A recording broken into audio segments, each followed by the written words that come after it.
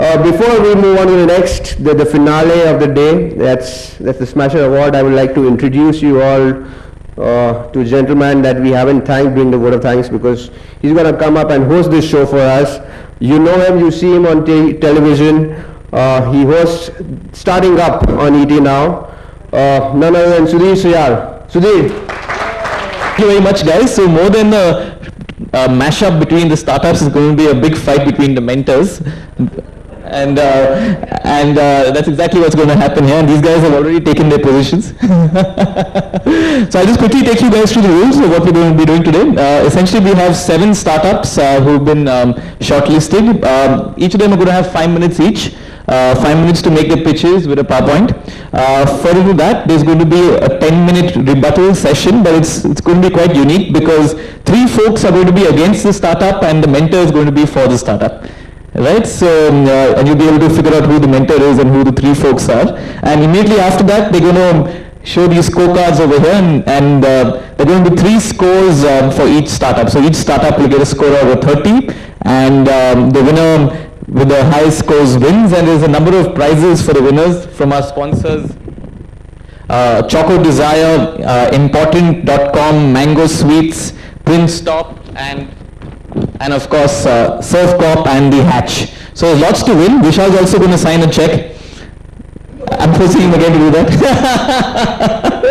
So 2 of these guys are part of our Super Angels series, so maybe they'll sign a check as well.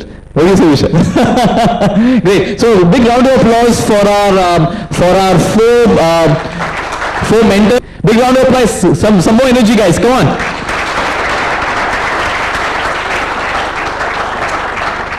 Great. So the first startup on stage, are you ready?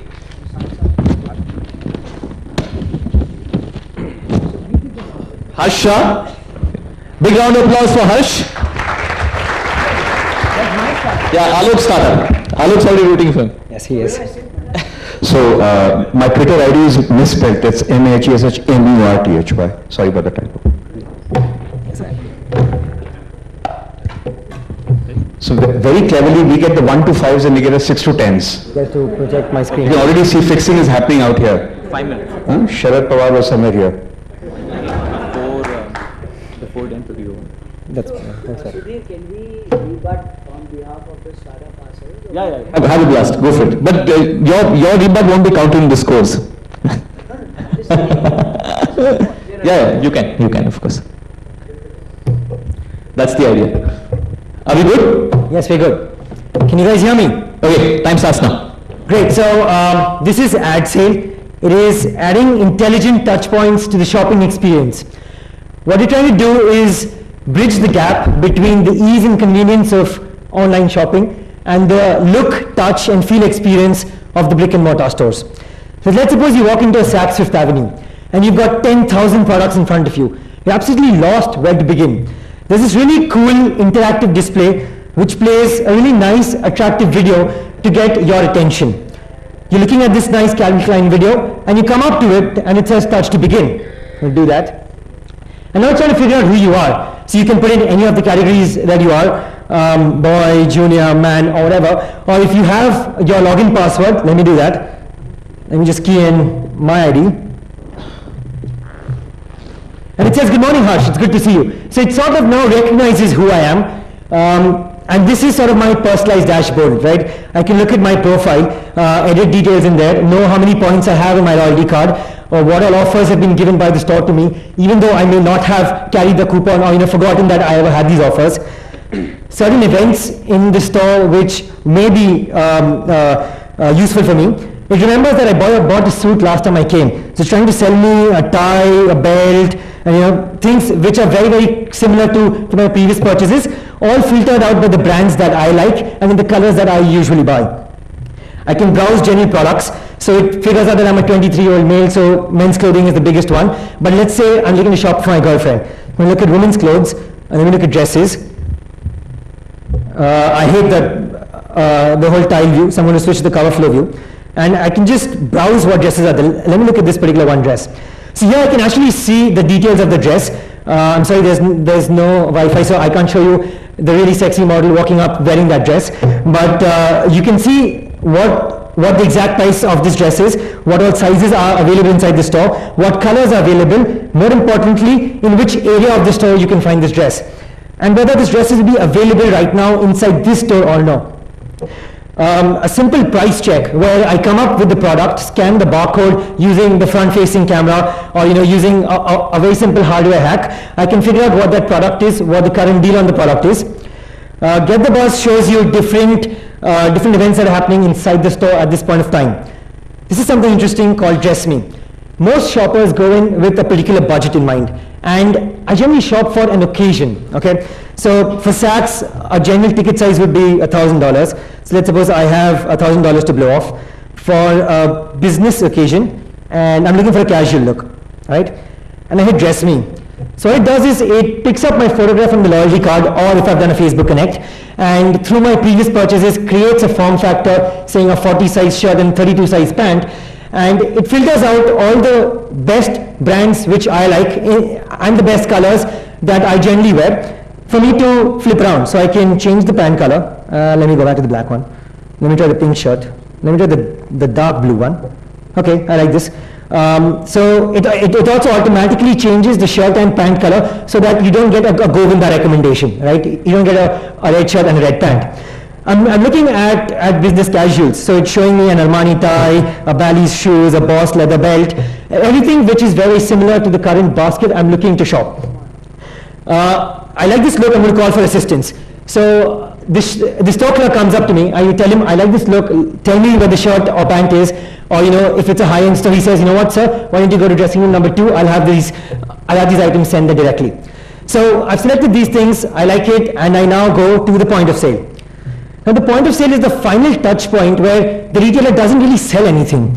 For 2 minutes you're just standing there staring at the guy's face while he's billing your purchase. There are at max very, very still photographs kept there for offers going on. A human mindset is to swipe something whenever I see an interactive display. Thanks. So predetermined offers are always female offers, high margin, most demography. Blah blah, but I can again log in using any of my Facebook Connect, phone number, loyalty card, and now I've given my purchase for billing. Now the system is now recognizing my current basket, and now it's reacted saying that it has certain offers only for me. I'm going to check it out. I bought a shirt and pant, so it's showing me a belt, cufflinks, tie, a t-shirt. I was looking at a dress for my girlfriend, so it's showing me something that I may buy since I abandoned that order. And it showed me boots similar to the stockings that my girlfriend bought last time. Let me say I like this belt, I'm going to add it to the cart because I get a discount only for me. The retailer picks up that I may just buy it at this particular price point, and I add it to my cart, and voila, I'm done with my experience. That's at sale. Come on, throw some balls, man. Thank you. Is enabling 4 or 5 key sets of human behavior. He's mapping them and he's enabling them. We are not experts at what Saks wants or 7-Eleven wants or what a Cartier wants. If a Cartier person says, I was just having a discussion, right? I walk in to a Cartier store, nobody has the temerity to ask for a price because it's not done. If someone says a $100,000 necklace, yeah. So the idea is it allows me to do that. If I'm at 7-Eleven, trust me, I only go there to buy a cigarette and a lighter once in a while. So if it tells me right there, hey, there's a coffee for 99 cents, boom, I buy it. I don't need to know price because goddamn 99 cents. So I think long story short, phenomenal product. And finally, look, I think there's a large need. If you look at the tactile acquisition, reality meets social, meets physical is what the world is coming to. A completely unbiased opinion by Alok. Absolutely. Thanks, Alok. my acquisition target for contest even itself, Alok. Mahesh? So, this is to me one of those classic products where the demo has nothing to do with the reality. It's a nice wet dream demo, but the reality is probably some Mallu auntie in some badly shot film, right?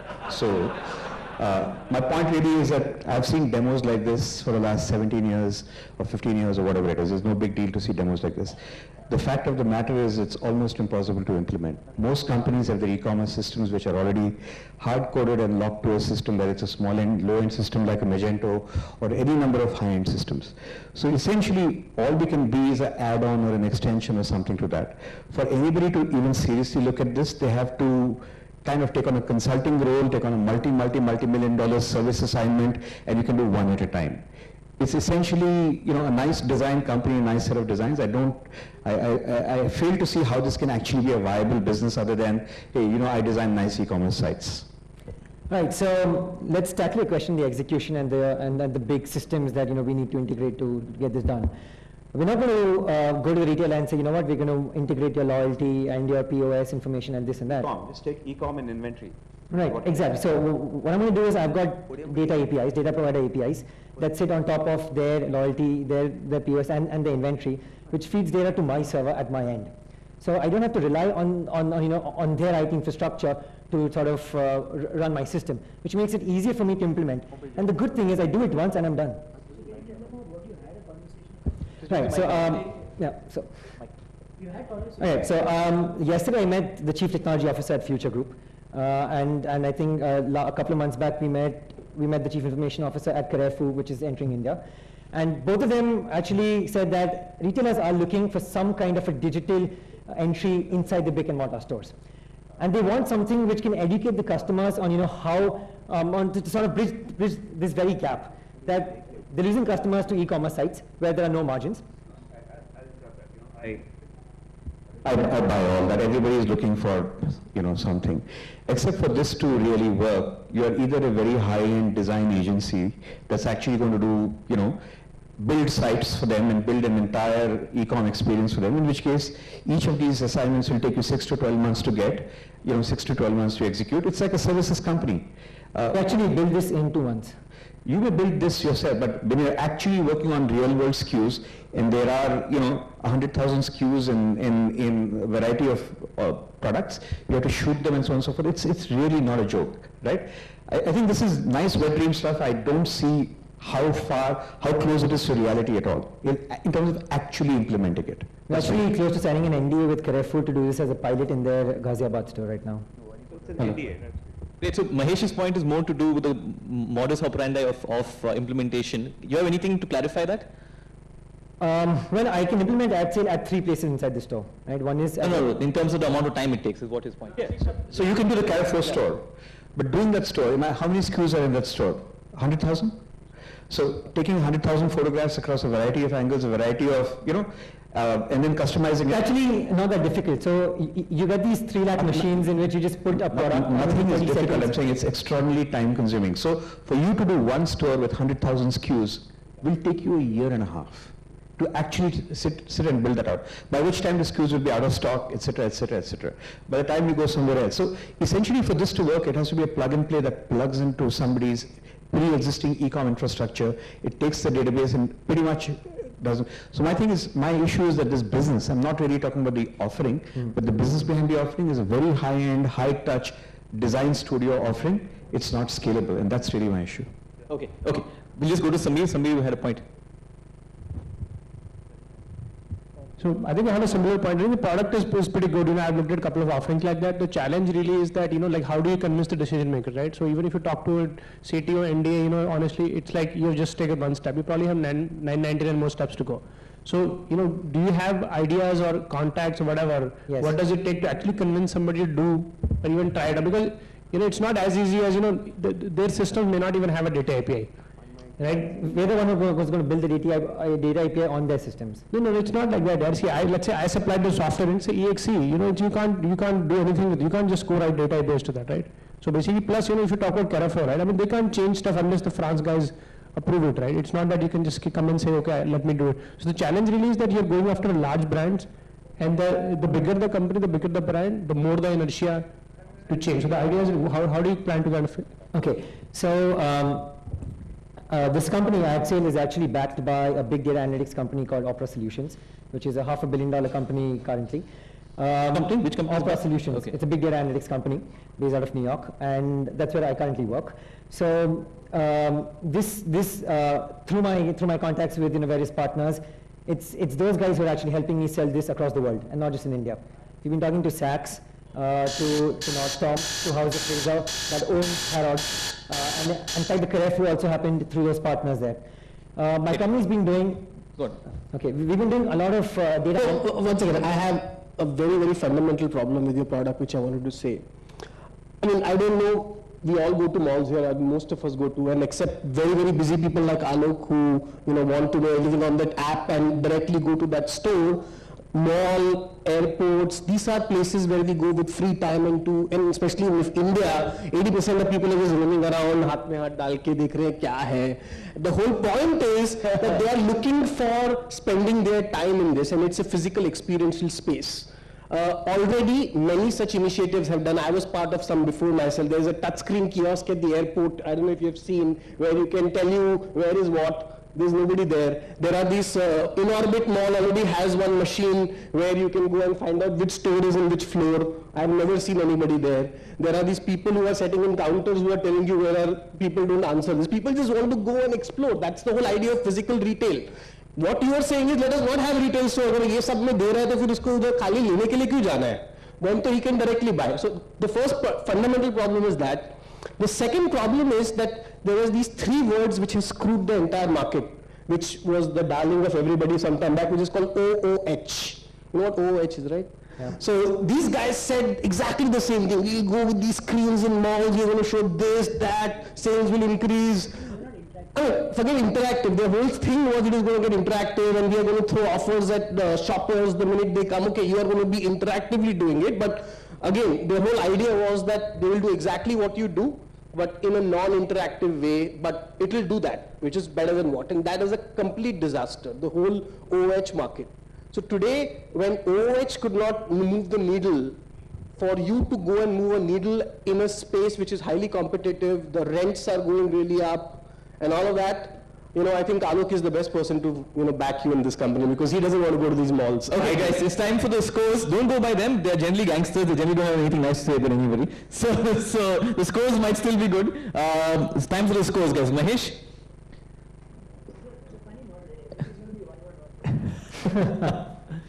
No, not necessarily. 5. Samir, 6. Vishal, you can look here also. It's 3. 14 out of 30 for Harsh and Alok. Thanks. Thank you very much. Alok, any comments just to close it out? Yeah, I think very good point. I think you didn't understand. It's enabling stores to do what they want. So if you look at the tactile acquisition by Facebook, it's all about that. There are stores who need interactive screens, and it's all about saying, what do you want? Not selling them what we want. Thankfully, the score didn't come down. They get lower or more? Same. All right, guys. If I can change the speech. Okay, guys. The next startup on stage is Coupon Dunya. Samir, put your hands together for Samir.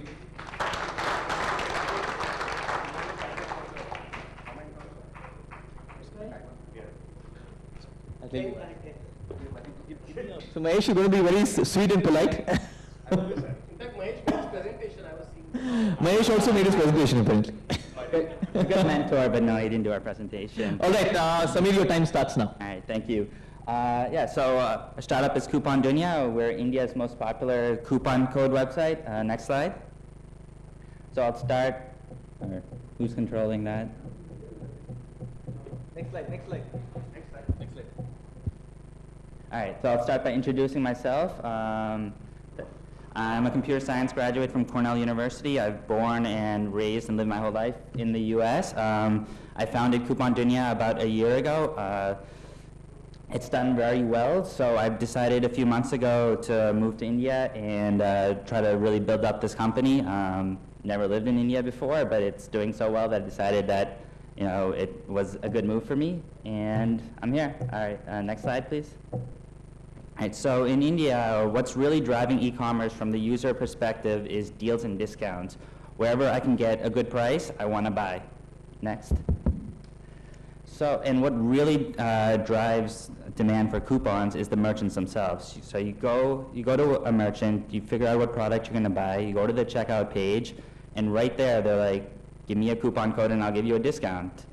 So you have a few examples of that. Next.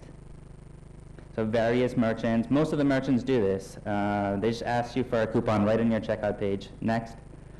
And then when you see that, you're going to go to Google and you're just going to search for the coupon. So you'll type in something like Yabi coupons. Next slide, and then you'll see the results, and often the result will be Coupon Dunia, right, #1. We rank very highly for most coupon queries, often #1, if not #1, usually top 3. Next, please. A screenshot of our website. We list the codes, and then for each merchant, you can click on the merchant, and you'll see all the codes that we currently have for that merchant. Next, please. All right, so our traction, we're doing very well. We have over 315,000 monthly visitors. One of the top 600 most trafficked sites in India, according to Alexa. I find the newsletter subscribers very important. That's, as mentioned, 200,000 right now, but it's growing at about 35,000 a month, so should be over 450,000 by the end of the year, and this is a great source of returning users. Our revenue is about 30,000 every month, and as I said, we're the most popular coupon code site in India. Next. These are our competitors. This is indexed to 100, so there are Indian competitors like up to 75, Coupons Guru, couponcodesindia.com, and their traffic is basically no more than a third of us. We also have Retail Me Not as sort of a competitor. They're a global coupon site. They really focus on the US, but because they have a huge head start over most coupon code sites, they have a lot of traffic in many different countries around the world, but their growth rate in India is much smaller than ours, and they had this head start and this huge traffic in other countries like Australia, UK, Canada, and in each of those countries, they lost their lead and local sites dominate those markets, and that's happened in India too. It's very difficult to customize that type of site. It's really focused on the US, and that Indian traffic is more accidental than something that they're focusing on. 1 minute left. Next.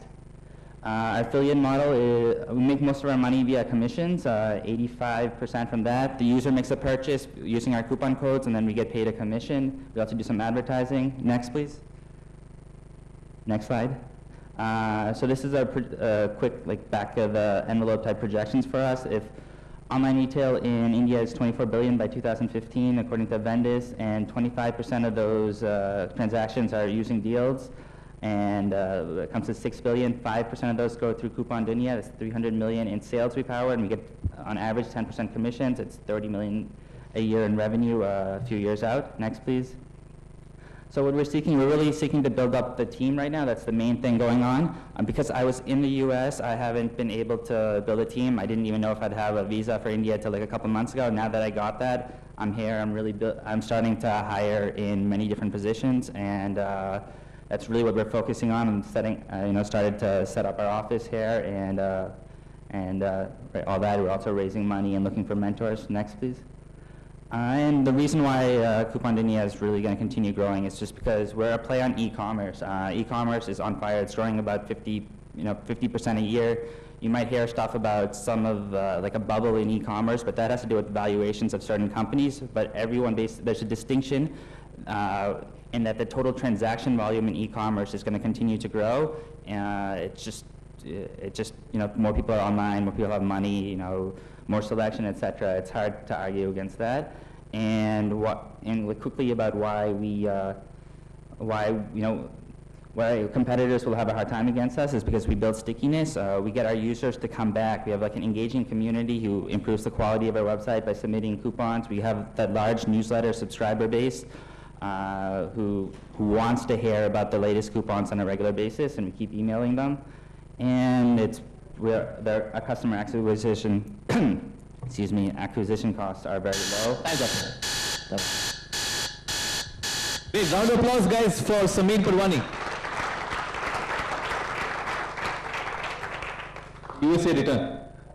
Mentored by Mahesh. Mahesh, in some ways it's a coupon aggregator. Is that the best way to describe what Coupon Dunia is looking to do?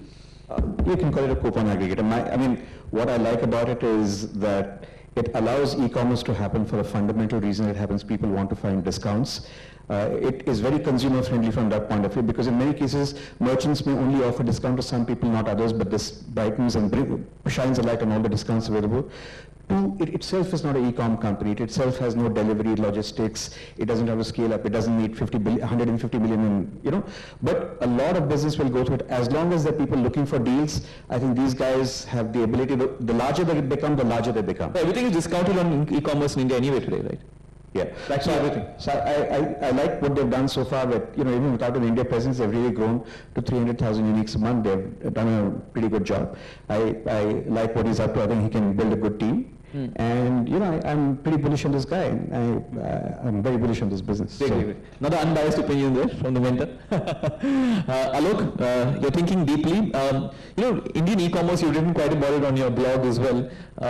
Almost everything is discounted. Here what you're doing is taking the discounted products and putting them on a separate platform so that it gets its own virality through its own SEO, SEM, its own marketing going on over there.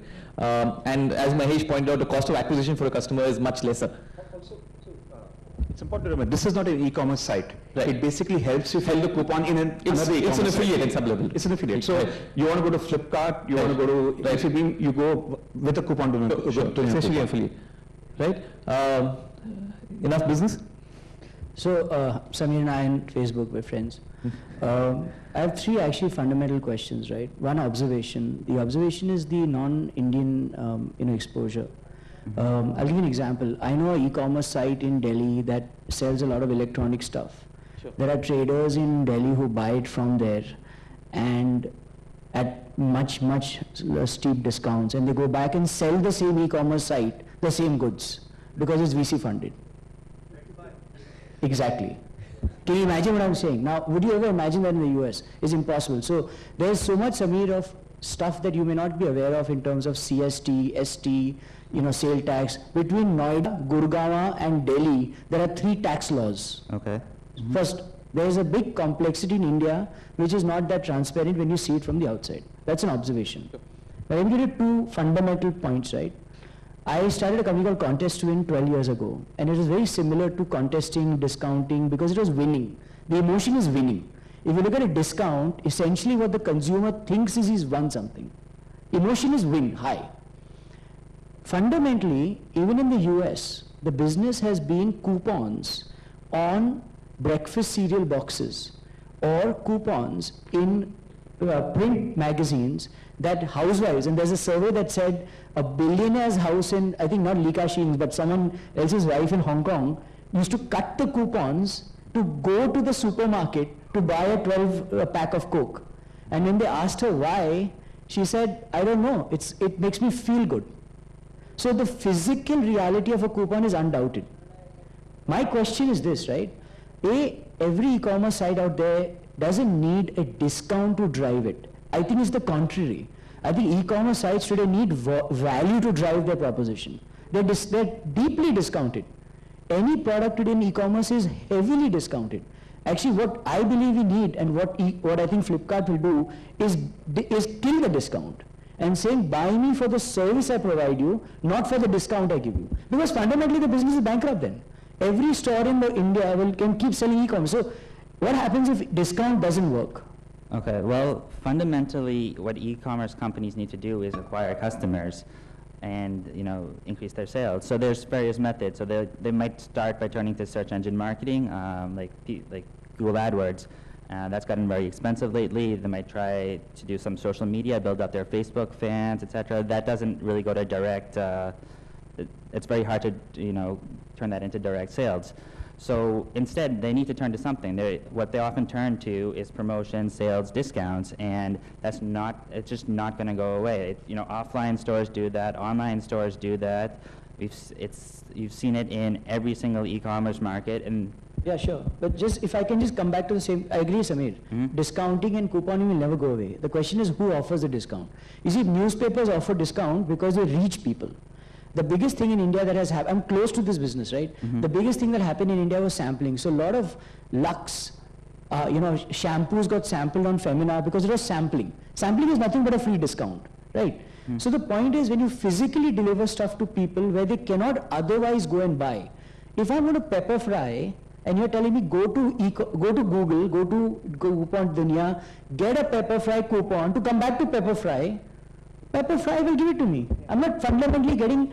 No, but he's saying it's on pepper fry anyway, but the user finds it on Coupon Dunya. Yeah. So actually, if I can just answer a question, in a wonderful world, Alok, no site should offer discounts, but even Amazon offers coupons. Everybody offers coupons around the world, right?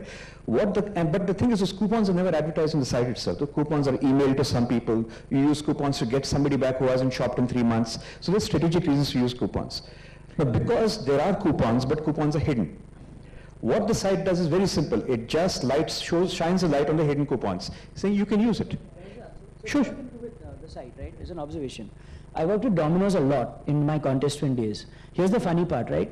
Domino's used to pretend that they had a BOGO offer, buy one, get one, right? And they had discount coupons that came along with their wrapper. Now here's what I discovered when I met the CEO of Domino's.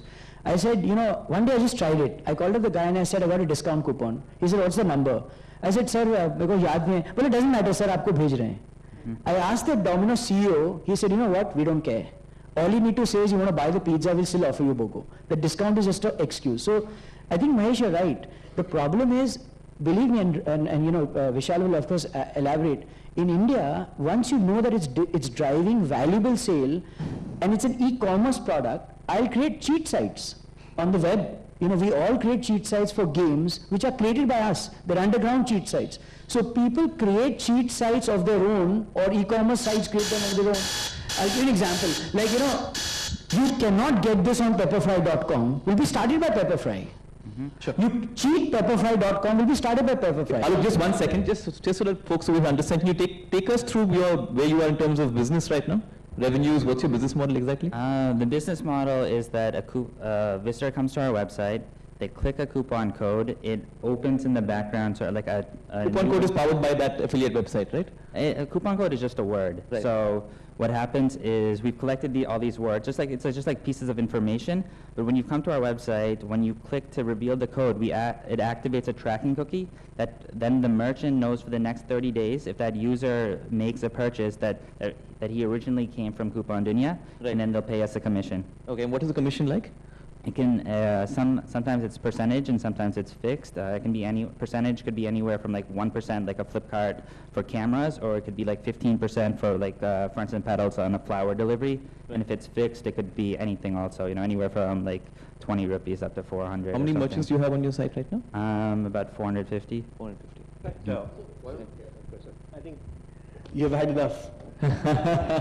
So welcome to India, first of all. Thank you. And unfortunately, Americans, see about us in Slumdog Millionaire, Bollywood movies, and they have a completely different view of what's happening here. Believe me, coupon was not even a word which was used in daily lingo till Groupon became big and everybody started about coupons and Groupons. So it was not even a word in anybody's lingo. It was not at all present. There was this little company which used to do these coupons with Jet Airways, all these cards, and every time you get a card, you used to get this big booklet full of coupons. Everybody has got it, right? That company now became a company called Snapdeal, which is the biggest company now they're the Groupon of India, the Milky Way. Right. And they're already doing this in a very, very big scale. And the reason they're not going online is, वो बोलते हैं ना कि there's a कहावत कि तुम अंधों के शहर में चश्मा बेचने का धंधा कर नहीं सकते. So literally is that the e-commerce sites are surviving because they are selling at a discount. But the minute they make it full price and say now search by discount, then it's gone. Nobody is going to come back to the site. They will just go to the next site which Mahesh just funded, called some, I don't know what is the name, Pet or something. They will go there and they will buy the product. So the consumers are just going to keep hopping. They are not, if they don't find the price on Flipkart, they will say, I'll go to ClickCart, then I'll go to DickCart, then I'll go to TomCart. They are not going to go and search coupons, or that is the behavior. I'm talking about the consumer behavior. This is India, this is Jugaad. So they are going to go and then they are going to go to, I just met somebody who has a price comparison website here, who will say, okay, yeah, the price comparison guys. That is a much smarter thing to do, where the customer will say that, listen, this is what you want to buy, these are 18 stores where you can get it, and somebody, because finally it's a discount, so somebody is getting it at a margin, and somebody is giving a discount. Unless there are companies who are selling below price because they've got VC money to bloat valuations, which is a different story. They'll take your coupons. So the fundamental issue is US is a very mature market. Coupons is a culture there. People grew up on coupons, and what Groupon did was when newspapers died, there were no more paper cutting. So Groupon basically got the newspaper cutting online. That is what happened. I mean, Ramesh, sorry, can I quickly just one second, let me finish. So your India journey is not yet over. So the problem is that people like you discover this when it's too late. And my suggestion to you is, I love the fact that you're doing $30,000 in revenue. This is a great time. Go to all e-commerce companies, make a lot of money, say you need upfront cash, they have raised a lot of money, and you can make a lot of money. I don't know, so in the short to medium term, I think you may survive, you make a lot of money, but in the long term, I don't know, you'll have to go to some other dunya.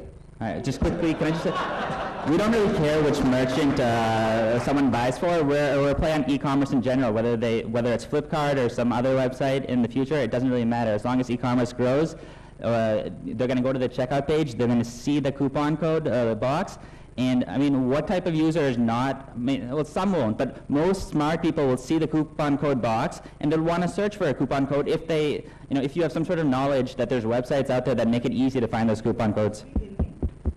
Very little. I mean, pretty much no. Okay, last point from So I just want to again give you the thing that India may e-commerce, or e-commerce is just this.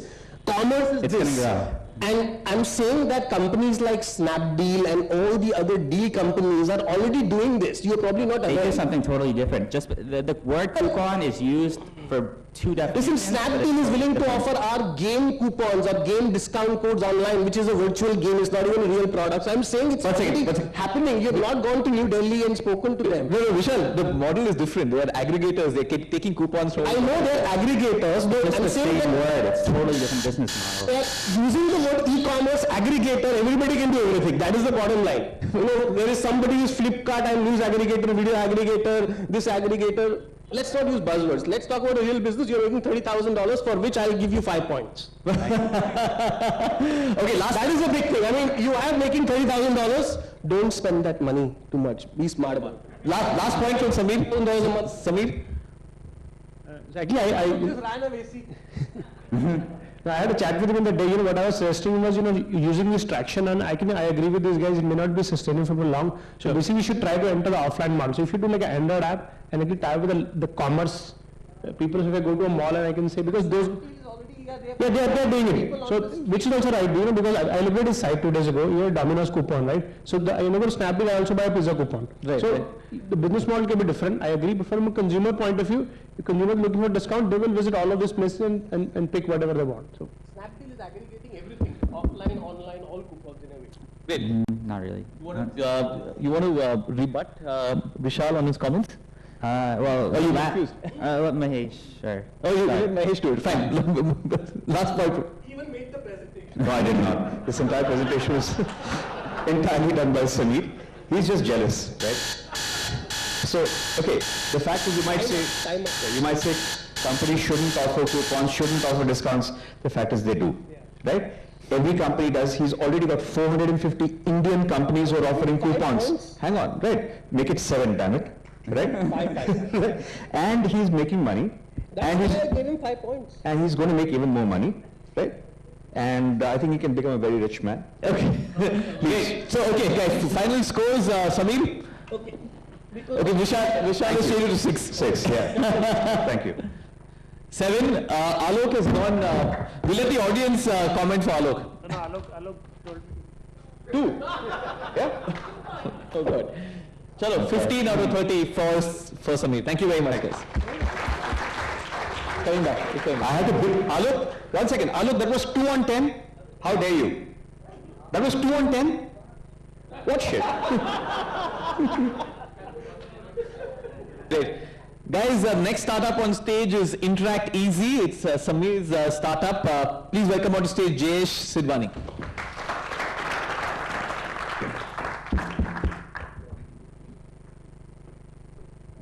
So Samir is leading right now with 15. Okay. Hi guys, Thanks, Aslam.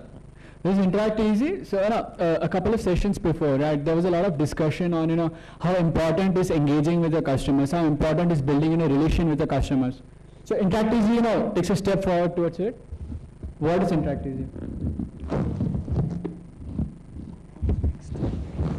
Dude, I hate this. Just off it from there.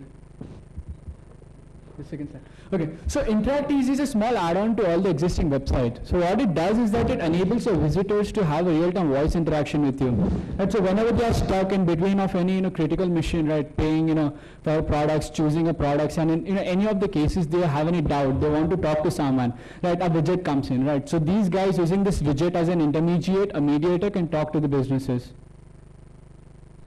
The widget is something that appears on the left hand side. It goes on as an add-on to the websites. Next slide. Okay, why should one use Interact Easy? So 3 key benefits of why should one use Interact Easy. Number 1, it's in-widget voice calling, which means that the visitor is not losing the context of a website. So once when he's come to a website, when he's within the cloud of your offerings and he has a doubt, I'm not taking him out of this this context. He's right into this context and he's talking to the businesses and getting his questions queries solved. Personify communication. So before making a payment, right? Making a payment is a big step, right? Before making a payment, I should know who this guy is I'm making payment to, right? So having a voice conversation to a lot of extent, personifies this communication. So I know who this guy really is I'm purchasing from. Deliver return on relationships. So there's a lot of talk in building relationships. So so there's this guy called Ted Rubin who talks a lot about how return on relationship is very, very important as compared to any other return on investment. So yes, having a voice conversation with the visitors makes him feel pampered and it kinds of builds a good relationship with them. Next slide. Next slide. Okay, so current market, we're keenly looking at e-commerce websites and online service providers. So these are few of the companies who have been helping us do a pilot over a period of 4-5 weeks so far. Next slide. Okay, so how do you fare against all those who are existing out there doing a similar product? So all the existing websites offer you passive text-based communication. So where do we take an extra mile is that we also enable you to have a voice conversation that we really believe is the key enabler in convincing a visitor to buy a product. Next slide. Okay, so how is the industry liking us? So we've got 8 businesses actively using us. We have around 20 people in the pipeline wanting to use us. We've done 105 interactions so far in a period of 3 weeks, wherein we were doing a private closed door beta, which resulted in doing 220 minutes of live interaction between the visitor and the businesses. And two key metrics which we've seen is that when a visitor is having a voice conversation with the businesses, the time taken to resolve the conversation has come down to 1/3. So it was 7 minutes, it come down to 3 minutes on an average, and the time the number of interactions has increased 3 times. So these are the samples we've aggregated from live statistics which we've got. Next slide. So this is a team. I am Jesh, and we are a team of 3 people running the show. We have a biz development guy and 2 core developers in the team. Next slide. Okay. So challenges. Some of the challenges we face at Interact is convincing people how voice is important. So to that effect, we did a pilot wherein as I mentioned earlier, we've realized that the conversation has increased 3 times. So people really want to do voice conversation with you, and so so most of the businesses I was talking to, they wanted the first question they had was we couldn't do concurrent chats at a time. But on the contrary, we believe that Eric Rice, while writing his book The Lean Startup, he's in fact dedicated a lot of pages just to stress that do one thing at a time, resolve one thing at a time. That would increase the productivity. Similarly, we are here I mean, take one case at a time, solve it properly, and you'll have better results. I have a small demonstration of how the live the live widget works on a website. It's a small demonstration. Maybe we could play that video.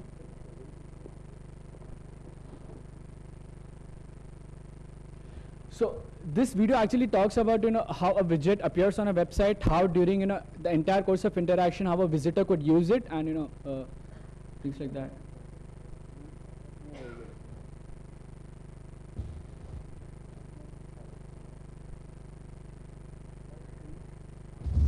Can we start it? Start it from between. Yeah, and Interact Easy is the plugin which these guys are using as an add-on to the existing website. And this video shows how, a visitor could benefit, from the Interact Easy widget on the Pipedrive while making a payment or while, buying a product. Yeah, I mean, he's starting from between actually. Okay, so this is it. So on the Pipedrive business, while making a payment, I have a doubt. I click on the contact us button. This widget pops up. I start chatting directly. So this visitor is actually having conversation with the Pipedrive business agents. And you could see how slow text chatting is, right? And when I just quickly click on a button, I'm right into a voice call. Okay. So now during this phase, the visitor on Pipedrive website could have a voice conversation with him. He's right, within the scope of Pipedrive. So he's not moving away from, while he was on a pricing page, what Pipedrive is. I'm not losing the context. I'm right there. I'm talking to him. That's about it. Perfect. So, round of applause and some squishy balls. Thank you. Right. So essentially, it's a widget for differentiate yourself from competition. Exactly. Okay, so as in number one, I had a graph, wherein, our, immediate competitors would be, guys who are providing text chat-based communication, which is like a very passive, communication, a passive interaction. We want to bring it live, real-time interaction. So what we believe is that, engaging with the business real-time is, more beneficial than having a passive communication. So you believe in voice, essentially? Yes, voice is our USB, and, we want to, sell that. Voice is the selling point. Vishal, when you're browsing a website, you believe in Should we ask Samir? voice sharing? I normally don't go to websites where I have to voice chat with anybody. Okay, so that is... Unless he's paying for that voice chat. We just go to Samir's. Samir, also disclaimer is he's a part of Morpheus, so all part of the same family. So I think the hypothesis really is that, essentially when you're on a website and if you want to talk to somebody, you may be able to resolve the queries fast if it's voice-based. And that's what he's trying to defend. So a lot of people obviously are using mobile voice communication to chat with the companies. Right? A lot of companies, even in India, for example, if you talk to Redbus, right, 50% of sales are on phone. Okay, so you're saying the users getting more and more used to engaging in voice chat on the website. Yeah, that's a hypothesis, right? So it's a listed company. We'll see. Alok, quickly. So quick, one is that I don't know why you quoted 3 or 4, like King Jong-2 said, do not talk to anybody. Now will you shut your company because of that? Don't quote these people, man. I mean, come on, do what you're supposed to do. Why are you quoting all this 10 Rubin and Rubik's Cube? I just quoted his thesis. Okay, it's not making sense. Fine. Quick, but one suggestion, this is interesting. If you really want to delight consumers using interaction, like let's assume that Zappos came up with this chat module that said, Zappify your site. We will get your customers to talk the Zappos way. That makes it, I'll pay $5,000 to them to get Zappos to talk to my customers. So you can show proof that it's not enabling, it's delighting. Right. Tell people, every time you enable my engine, I delight people so well that it becomes worthy of you using my widget rather than any tech widget, right? It's not the enablement, man. I mean, but the delight will actually come from the service and the employees at that end, right? Yeah, but that's the training, right? With a healthcare, you're saying he needs to look after both the technology and the service. It's a soft service according to me. It's not a hard. I mean, who the hell is? Who's Ted Rubin anyway, man? I mean, fuck is he? I mean, there was a software I used to use for free for a long time, and recently I was shocked when Microsoft paid $7 billion for that. It's a company called Skype. Have you heard of that? Yeah. And what Skype does is about 500 or maybe 600 million people can use that software to chat. It's peer-to-peer. It has a lot of features in it. And they offer this thing which was launched about 7 years back. It's called the Skype button, which can be added to any website. And I met some CRM companies also which can integrate Skype button into your website, and about 700 million or whatever people have it. So, I mean, it's really interesting that you've built a better solution than them. So I would like to understand, why are you better than Skype? Because it's already there and I can get it for free. Microsoft paid 7 billion. Okay. And now they are going to integrate it with Facebook. Hang on. Okay. Go for it. So it's not about building a better product than Skype or anyone else. It's about So what we believe is that we're giving you everything. Everybody. No. So it's like let's talk about the psychology, right? So I am on a website, right? I click a button, I'm taken out of that website. Skype opens, I'm talking from Skype. No, you're not taken out anywhere. It's on the page, right? So 2 things. One, again, I've been there, done that. I've seen this stuff. Voice chat on the page has been around for years and years. The problem has been twofold. One, that people went to text chat because it's easier to outsource, no accent problems and all that happen. Because typically it's some process in the back end that's happening in India, in Bangalore or Hyderabad or something. Two, for this to happen, somebody has to be awake 24 hours a day to be doing voice in the, in that accent, vagara, vagara. So it again comes down to being a voice process. Yeah, right. So it again comes down to being a voice process. And essentially there's not that great a difference. All the calls that happen on a website are VoIP calls. This is also VoIP. So I am not sure exactly what is new or novel at all. I really don't get it. Are you offering the service along with the people, with the accent training, with the product training? Are you just offering a plugin? You have to add your own agents? I don't get it. No, I just asked Samir to pitch because he's already spoken. Samir, I think the big question over here is how is this different from the Skype button? Because I think the one point raised was that, hey, the Skype button takes you out of the context is lost. Out of context. But Mahesh disagrees. Right? No. So, sure. One second, Samir, go. No, so basically, I was not aware of the Skype button. So I have, see, basically the point is we haven't seen it being used these days. I don't know, I mean, for whatever reason, right? Skype is also being text, right? So.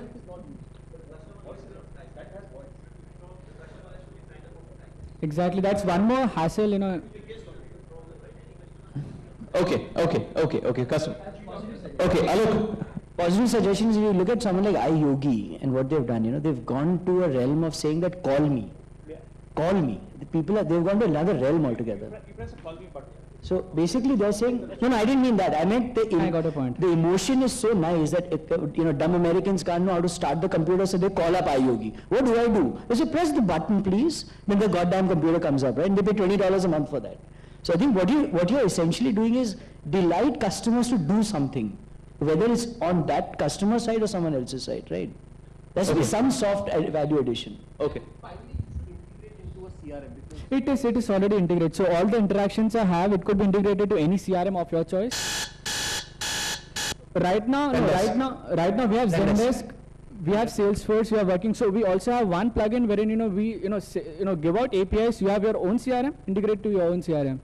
So which means I could also export my voice interactions, text interaction, or whatever I have. I could just So basically we've been getting some nice feedback. Some people actually have been making sales on the websites through the website. Okay. So they just added this feature where you could, let's say nobody's online, so you can leave your phone number. So the phone number goes to them on their SMS and they can call the customer right away. Because there are a lot of people who actually do not want to miss a sale on their website, right? Cool. So basically they're happy to do voice from that point of view. I don't know why I'm supporting this guy so much, but if you look at DimDim's acquisition by Salesforce acquired DimDim. Right. It was the most stupid acquisition ever, right, at that time. But DimDim has become Chatterbox. So I agree that if you can verticalize something that someone thinks is easy, but you become the master of the easy, it's still very valuable. Right.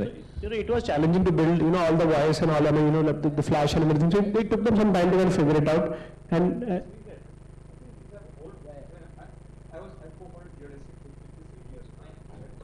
no, that's fine. So sometimes concepts do come back in different ways, but we'll see. Time for the scores. Samir, no scores from you. Alok?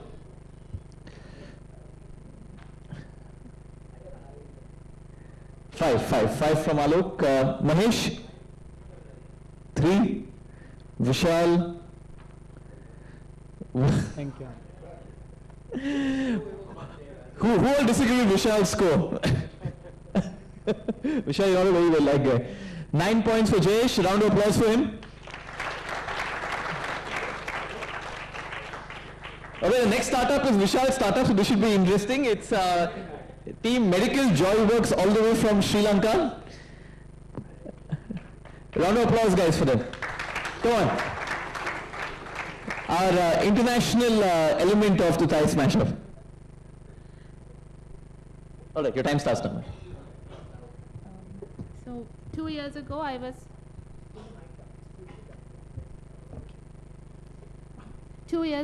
was traveling around rural Sri Lanka one day, and one day I met this family with a 5-year-old child. So this child had a thyroid disease which he had been having since birth, and this had made him mentally retarded. So when I heard this story, I was totally shocked, because this is a condition, if you find it out early, it can be completely cured and completely prevented. So why had this not happened? Next slide, please. Why had this not happened? Because the village doctor had missed this condition. Because the village doctor had missed this condition completely. So this is just one story out of the millions of stories like that you hear every day. So this got us thinking that there should be some solution to this problem. The problem was that medical information, updated medical information, was not getting disseminated out of the big cities into the rural areas. So there had to be a simple solution to this. And so our team got together and tried to think up a way to disseminate medical information out of the big cities. So then we thought, why not the mobile phone? Because every doctor, as you know, owns a mobile phone now. So if you could use a mobile phone as a tool to teach medical professionals how to use medical information to save people's lives, we thought that could probably be useful. Next slide. So that is how our application, Prognosis Your Diagnosis, came into being. So just let me tell you how our application works. We take a story of a real patient, and then we give the story to the user, and then we give the user the examination findings of that patient, and then we give a list of investigations. We let the user pick out the best investigation options, and then we give a list of treatments. We let the user pick out the best treatment options. Yeah.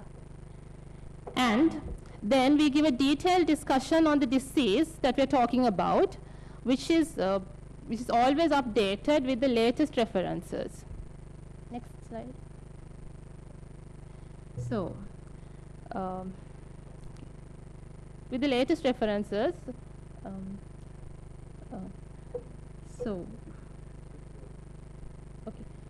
okay. No, you're... Okay, yeah, it's coming. Okay. Next slide, the previous slide, yeah. So just referring to the story that I told you just in the beginning. So if the doctor that I told you about had maybe played our app, maybe he could have been able to save that, make the child's future better, having diagnosed him earlier. Next slide. Yeah. So we started off very small, but our app has been very well received around worldwide. We have almost approached 1 million users by now. Next. Okay. And we are the number one medical app in the United States. We were just number one just last week. We have been approved by 20 medical schools around the world, and we have a medical university that is already using our app to teach its medical students. And we are also recommended by the Royal College of Surgeons, UK. Next slide. Currently, we are being funded by the Startup Chile program, that is where we are based at the moment. Next slide. To just summarize quickly, what we do is we disseminate updated, fine-tuned medical information to healthcare professionals, not just doctors, but medical students, nurses, paramedics, anybody. And we give out practical information that can be used to save lives. And how do we do this? We use a mobile phone so that any user can just maybe spend 10 to 15 minutes a week updating their medical knowledge. So maybe one healthcare worker sees maybe 1,000 patients each year, maybe thousands and thousands of patients each year. So with 1 million users on board, just imagine the impact that we can pretty very soon have in the world. Thank you.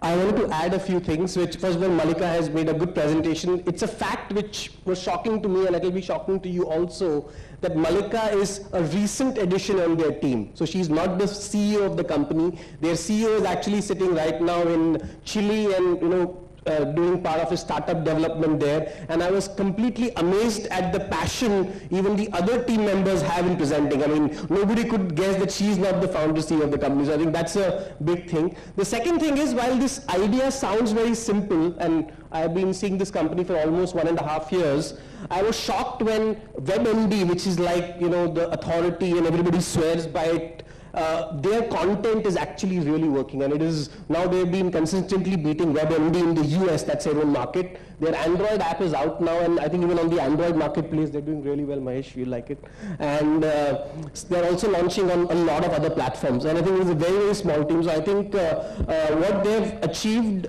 sitting out of Sri Lanka and getting the global endorsement on their content is what example, and I think they have about 3 team members here, and all of them are doctors.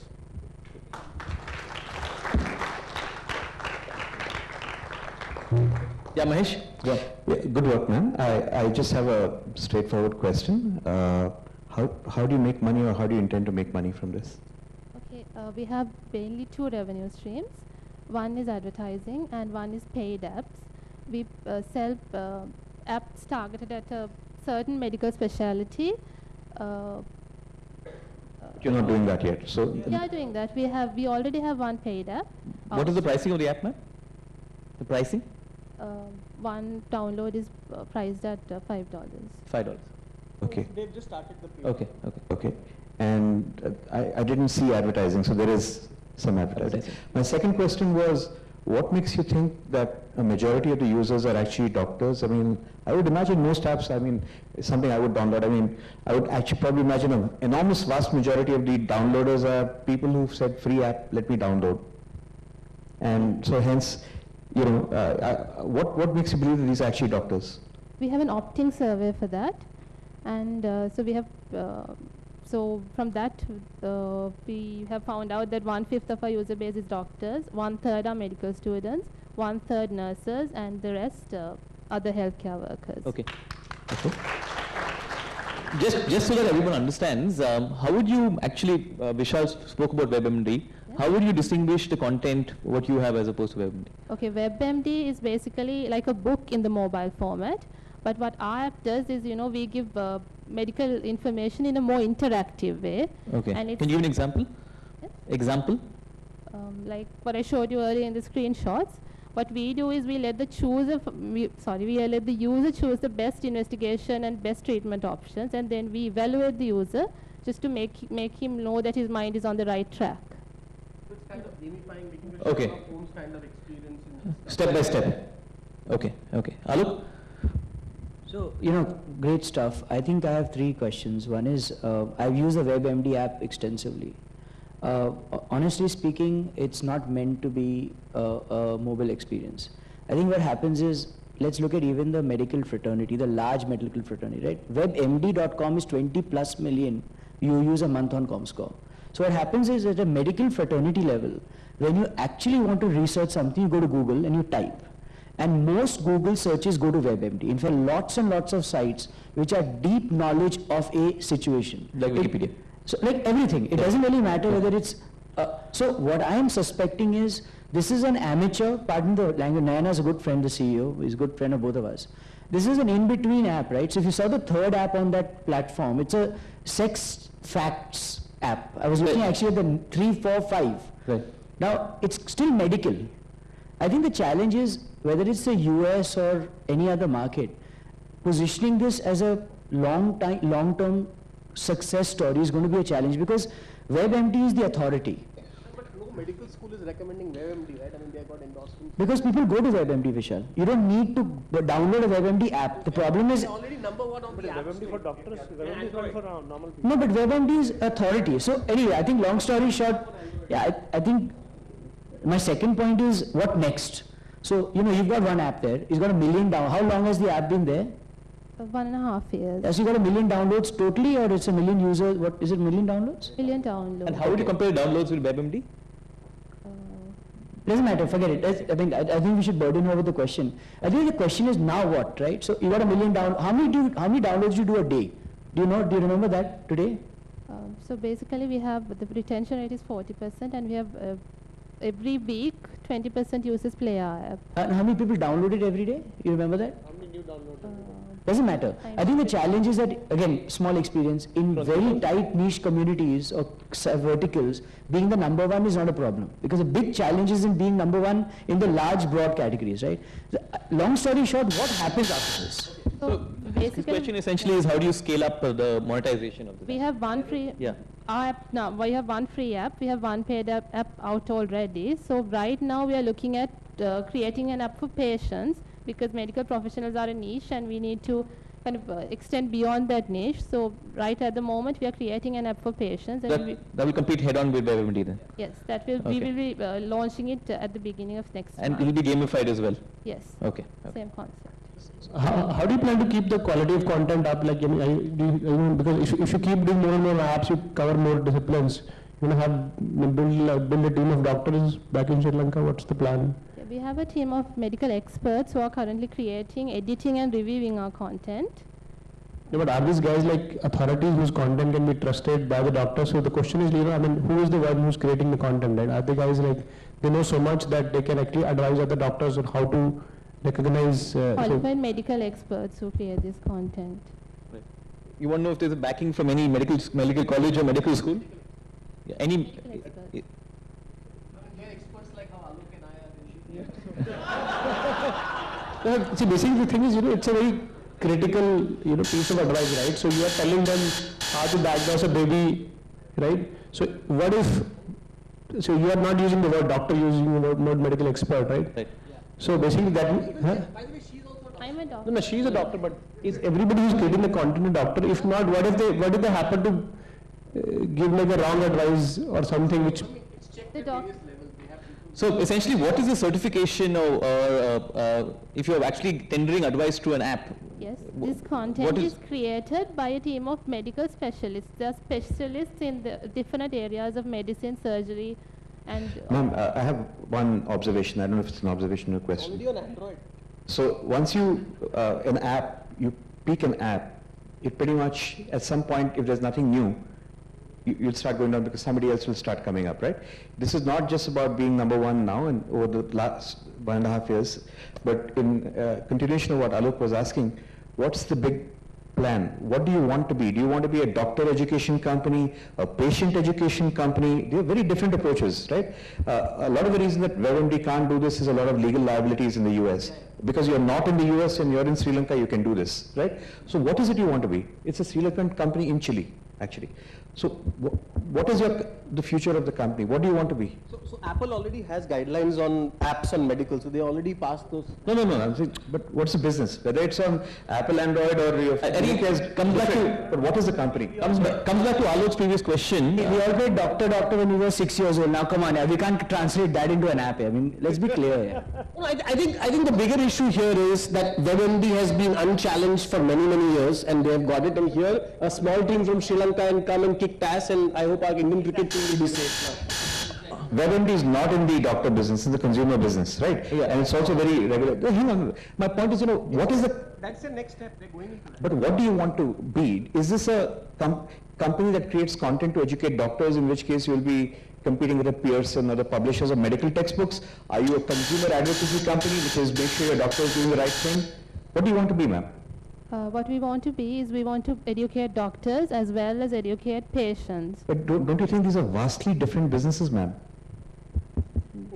It's the same information. That's all right, ma'am. It's the same information that goes into a game for children as well as it goes into, Angry Birds as well as going to... Unfortunately, it's not SEO. This is doctor and they know what they're... All right, fantastic. Okay, guys, let's go into scores here. Chalo. So Vishal has given a 10 already, but Vishal's score doesn't count. So Mahesh? Alok? 5 from Mahesh. But Android ke liye 8.5. Android support.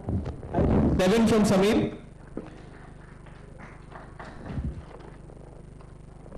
3 from Alok. Thank you very much.